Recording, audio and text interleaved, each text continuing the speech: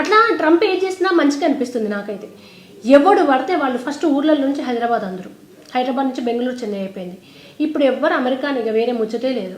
ఎక్కడ గల్లీలో ఉన్న వాళ్ళు ఎవరైనా ఇంటికి ఇద్దరు ఉంటే ఇంటికి ఇద్దరు అమెరికా, బిడ్డ అయితేనేమో అల్లుడు అమెరికాకి చేయాలి, లేకుంటే బిడ్డ కూడా అమెరికాకు పోతుంది.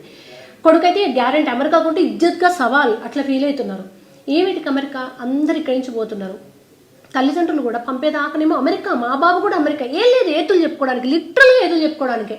పోయి ఒరిగేది ఏముండదు, మునుపట్లా కూడా కాదు. ఇక్కడ చదువుకున్నాలే పోతారు కదా, ఇక్కడ 1,00,000 వచ్చేది అక్కడ 5 లక్షలు వస్తుంది కావచ్చు.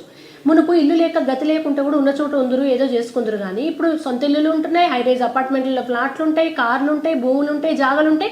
మళ్ళీ వాళ్ళ పిల్లలు అమెరికా కావాలి. ఎందుకు మరి? దీనికి ఏమున్నది రీజన్? గొప్పలకు ఒకటి తప్పే ఉందా?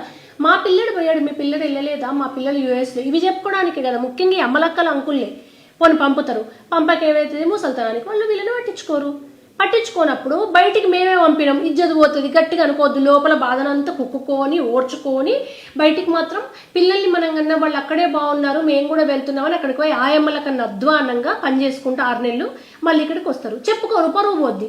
ఇంకా లాస్ట్కి ఓర్చుకొని ఆ పరువు కూడా పోయిన స్టేజ్ నుంచి అప్పుడు బయటపడతారు. వృద్ధాశ్రమాల్లోకి వెళ్ళాక మేము పిల్లల్ని కన్నాం, వాళ్ళని అమెరికాకు పంపినాం, మమ్మల్ని ఇప్పుడు వృద్ధాశ్రమాల్లో వేస్తున్నారు. 90% తల్లిదండ్రుల ఫోర్స్ తోటే వాళ్ళు పోతారు. లేని ఆలోచనలు వాళ్ళు క్రియేట్ చేస్తారు. 10% వీళ్ళే పోతారు, వీళ్ళ నాశనానికి వీళ్ళే పోతారు. తర్వాత పోయిన వాళ్ళు బ్రో హాయ్ వ్యూయర్స్, మీరు అమెరికాకు రాకండి, రేట్లు పెంచండి, ఇక అమెరికాలో ఉన్న దరిద్రాలు చెప్తుంటారు, తిడుతుంటారు, అమెరికాని ట్రంప్ని తిడుతుంటారు, అన్ని జరుగుతాయి. వాడు మాత్రం ఇండియాకు రాడు. మరి నీకు అంత ప్రాబ్లం కదా, ఎవరిని రాకంటున్నావు, ట్రంప్ వేస్ట్, నిర్ణయాలు వేస్ట్, మరి నువ్వెందుకుంటున్నావు అమెరికాలో అంటే ఆన్సర్ ఉండదు. అది దరిద్రం, అక్కడ పని మనుషులు ఉండరు, అక్కడ ఫుడ్ ఉండదు, అయిన వాళ్ళు ఉండరు, ఎంజాయ్మెంట్ ఉండదు. కానీ మేము అమెరికాలో ఉంటాం, మీరు మాత్రం రావద్దు. ఎందుకు ఇది? సో పోయిన వాళ్ళు రారు, వచ్చే వాళ్ళని రావద్దంటారు. ఇదే కరెక్ట్, ట్రంపే కరెక్ట్ మొగడేమో అనిపిస్తుంది. లేకుంటే ఒక లైన్లో 20 ఇళ్ళు ఉంటే 20 ఇంట్లో ఇద్దరు ఉంటే ఆంధ్ర అమెరికానే. ఇప్పుడు నడువుల్లో కన్నా అమెరికాలో తెలుగు వాళ్ళు ఎక్కువైంది. ఇప్పుడు మనమే ఉన్నాము, తెలంగాణలో మార్వాడి గోబ్యాక్ అన్నాం, ఆంధ్ర తెలంగాణ విడిపోవాలనుకున్నాం. ఆంధ్రాకు ఇప్పుడు వేరే రాష్ట్రం నుంచి వచ్చి మన పిల్లలకు కూడా ఉద్యోగాలు లేకుండా మొత్తం వాళ్ళే ఉద్యోగాలు చేస్తే మనం ఊరుకుంటామా? తెలంగాణకు వేరే రాష్ట్రాల వచ్చి మొత్తం మనకు లేకుండా చేస్తే మనం ఊరుకుంటాం?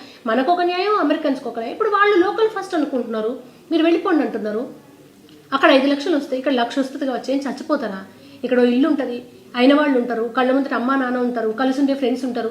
అసలు గట్టిగా మాట్లాడితే హైదరాబాద్ లాంటి సిటీలు కాదు, హాయిగా ఉన్నూరులో హైదరాబాద్లో 1,00,000 వచ్చే బదులు నువ్వు ఉన్నూరులో 50,000 వస్తే అక్కడ రోజు సాయంత్రం అయితే నీ దోస్తుగాళ్ళు ఉంటారు, నీ ఫ్రెండ్స్ని కలుసుకోవచ్చు. అమ్మ నాన్న అక్క కష్టం అని చనిపోతే 10 మంది వస్తారు. ఇన్ని పెట్టుకొని సిటీకి రావడమే దరిద్రం. ఆప్షన్ లేదు కనుక వస్తున్నాం డబ్బుల కోసం.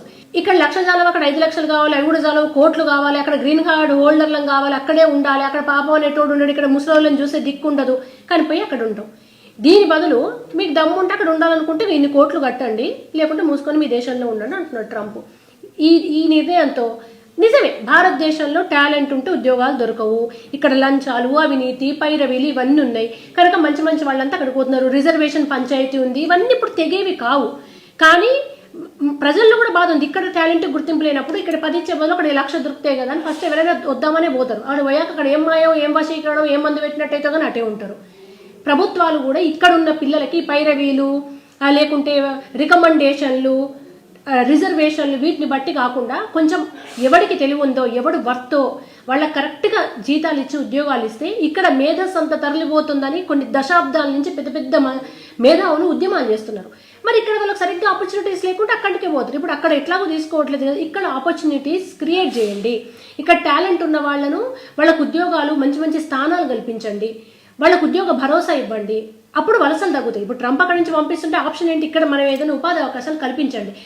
నేను ముందే చెప్పినట్టు నాణానికి 2 వైపులు ఉన్నాయి. ప్రభుత్వ వైఫల్యం ఉంది, ఉద్యోగాలు రాకపోవడం ఉంది, అక్కడికి పోవడం తప్ప కూడా ఉంది.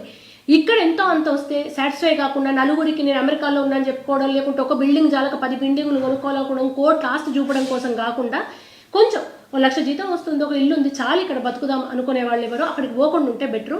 ఇది ఒక రకంగా అక్కడికి పోకుండా ఇక్కడ ఆగితే దేశం అన్న డెవలప్ అవుతుంది, ప్రభుత్వాల్లో మార్పు అన్న వస్తుంది. ఇక్కడ కాకుండా అక్కడ పోతాం అనుకుంటున్నారు. ఇక్కడే ఉంటే ఉద్యోగుల కోసం ప్రభుత్వం మీద నిరసనలు వ్యక్తం చేయడమో, ఎటు చేసి మార్పు రావడమో, డెవలప్మెంట్ అన్న అవుతుంది. ఇవి రెండూ ఆలోచించాలి.